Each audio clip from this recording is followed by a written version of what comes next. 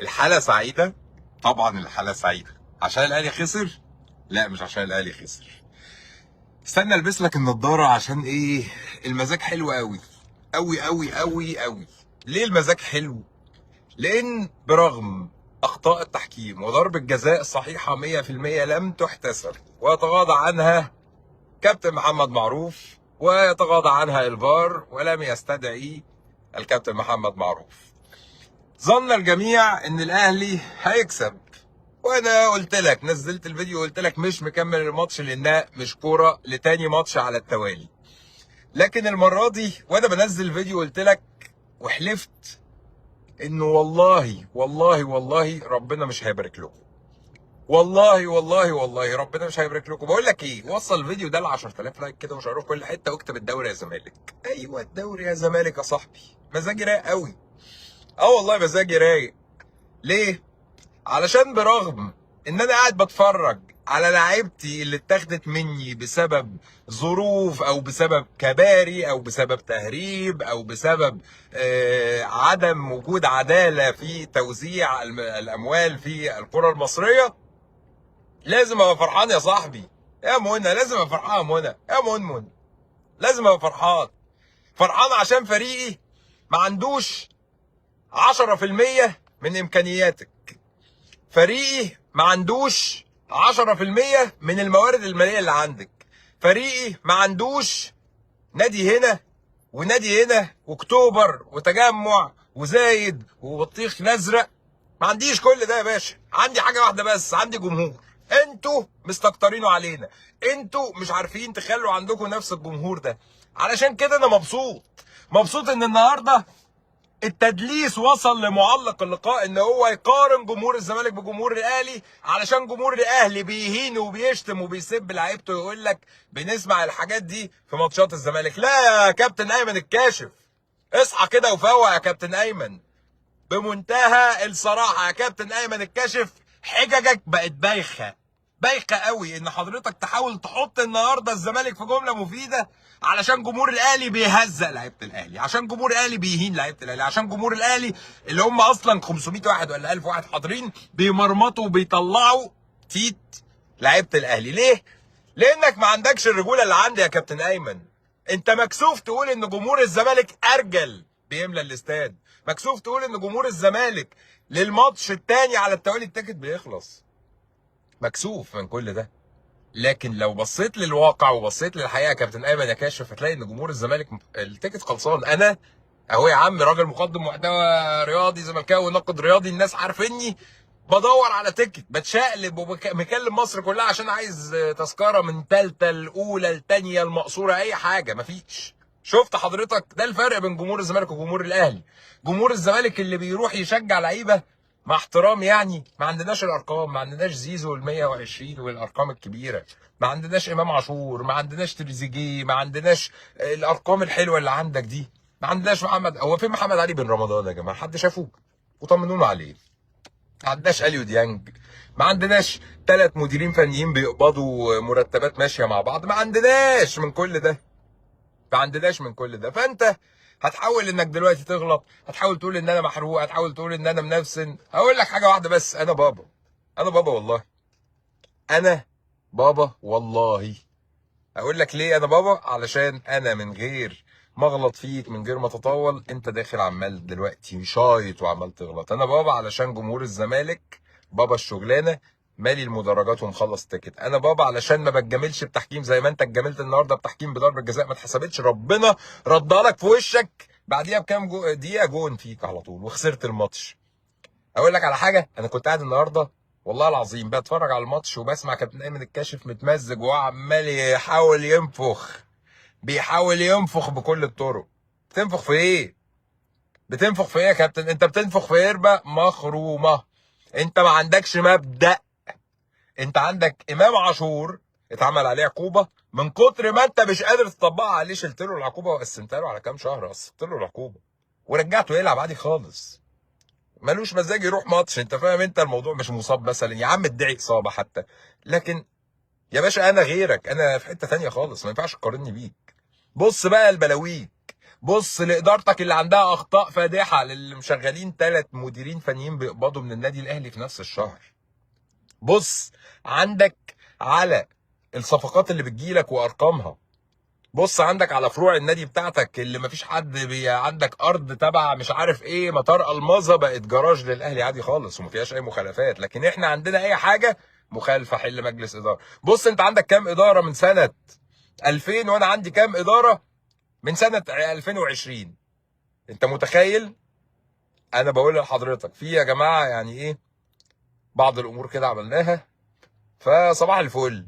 بص لادارتك وبص لكل الحاجات دي هتلاقي ان انا بطل، ان انا جامد، ان انا ما ينفعش اقارن بيك. بص لاعلامك هتلاقي كابتن احمد شوبير ماسك الاعلام من هنا وبيرد عليه الناحيه الثانيه مين من هنا ومش عارف ايه. ورسالتي للزميل العزيز الجامد قوي ابراهيم فايق، يا كابتن ابراهيم يا فايق، لازم تطلع تقول النهارده الزمالك بابا الشغلانه، لازم تكتب عندك كده الزمالك بابا الشغلانه. اسحب اللقب ده يا باشا، مش بتاعهم والله، والله كتير عليهم، والله ما لاقي عليهم. بابا الشغلانه ده مش اللي متوفر له كل فلوس وكل حاجه في الدنيا. بابا الشغلانه ده اللي بيبقى ظروفه وحشه وبيكسب، لعيبته وبتكسب. النهارده انا قاعد بتفرج بضحك يا جماعه، بضحك والله. ايه اللي ايه المنظر الخزعبلي ده؟ ايه الفريق المهلهل ده؟ ده فريق يا جماعه المليارات. تعالى يا ابني اتفرج على فريق الزمالك اللي العيال فيه بياكلوا سندوتشين جبنه رومي وحته اسمه ايه ده مهلبيه ولا قمر الدين وبينزلوا يلعبوا يا عم. ده احنا عندنا اللعيبه عاملين فرح علشان قبضوا 20% من السنه دي، اللي هو احنا خلاص السنه ناقص لها 7 ماتشات وتخلص.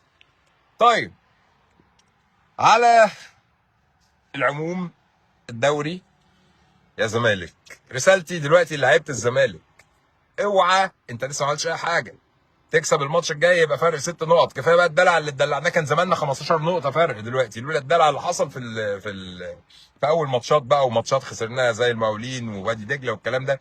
لازم تكسب الماتش الجاي بتاع انبي، وبعد انبي لازم تبقى مركز في الكونفدراليه ومعاك الجمهور في كل حته.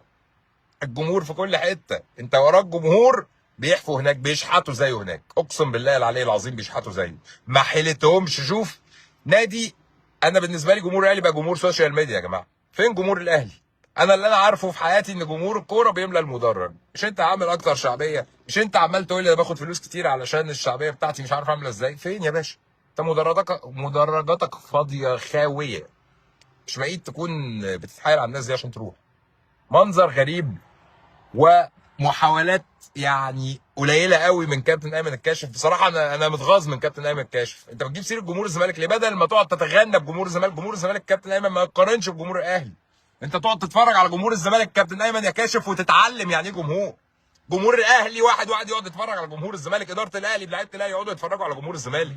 زيزو ليه هناك بيقولوا عليه بالونه، وليه هناك زيزو ضايع؟ اقول لحضرتك ليه زيزو هناك ضايع. علشان زيزو هناك وانت بتتفرج عليه ما عندوش الجمهور اللي كان مشغله في الزمالك. زيزو هناك وانت بتتفرج عليه ما عندوش الجمهور اللي انت كنت بتتفرج عليه في الزمالك. جمهور يعرك الحجر، جمهور يجبرك على الانتماء، جمهور يجبرك على الانتصار، جمهور يجبرك على انك تفضل باصص لتجربه الزمالك دي وتتعلم. وافضل اعيدها وازيدها، عايز تتعلم يعني ايه تشجيع؟ افتح كتاب التاريخ صفحة جمهور الزمالك الوفاء والانتماء. عايز تتعلم يعني ايه كورة؟ افتح كتاب التاريخ الصفحة اللي بعديها فريق الزمالك اللي برغم وقف قيد، برغم كل المشاكل، برغم كل المصايب، برغم كل حاجة زي القمر. وحلو قوي النهارده، قوي قوي قوي.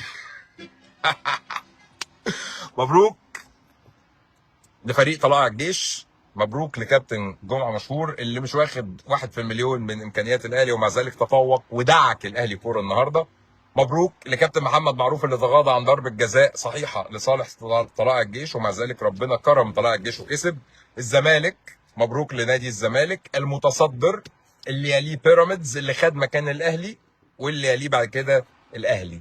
تمام تمام. يلا يا عم حسني في 60,000 ألف ده يا حبيبي، أحلى بتاع والله العظيم. أنت اللي زيك قاعد تعيط دلوقتي، المفروض ما تفتحش بقك، المفروض تخش تكتب لي أنا عايز يا مادو أتعلم من نادي الزمالك، أنا عايز أتعلم منك يعني إيه كورة، والله العظيم. أي حاجة غير كده أنت صعب قوي. طبعا النهارده يعني مش عارف جمهور الأهلي بصراحة هان. المفروض بصراحة رابطة الأندية توقفوا يعني، هم كده كده مش بيروحوا، بس المفروض يوقفوه.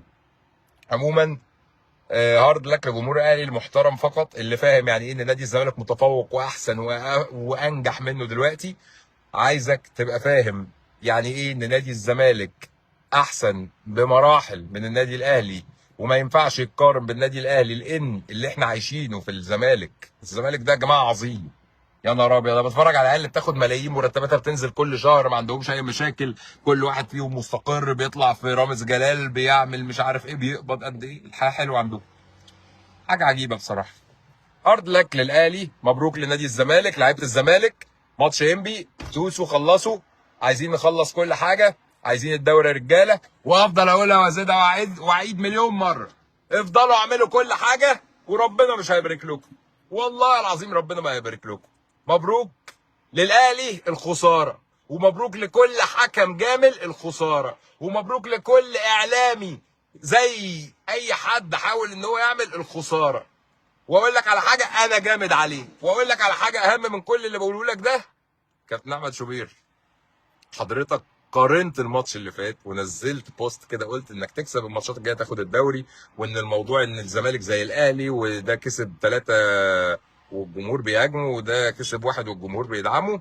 لا يا كابتن احمد شوبير، حضرتك بتاريخك الاعلامي يا ناظر الاعلام محتاج تعيد نظرك للدوري، نظرك للزمالك والاهلي، لان مفيش مقارنه. احنا فوق قوي قوي، وهنحاول نبص لكم كده اهو عشان بس انتوا اخواتنا. عاش الزمالك، مبروك الزمالك الدوري يا زمالك. ماضو بنتي يوم ولدتها لبستها تيشيرت الزمالك، مفيش مبروك. جندي جديد في جمهور الزمالك. مبروك يا سيد ليك ولبنتك ربنا يحفظها. مبروك السيد رجب، تحياتي. مبروك يا ماضو، تحياتي ليك. ماضو بابا المجال، شكرا لحضرتك، كل سنه وانت طيب حبيبي يا ابراهيم.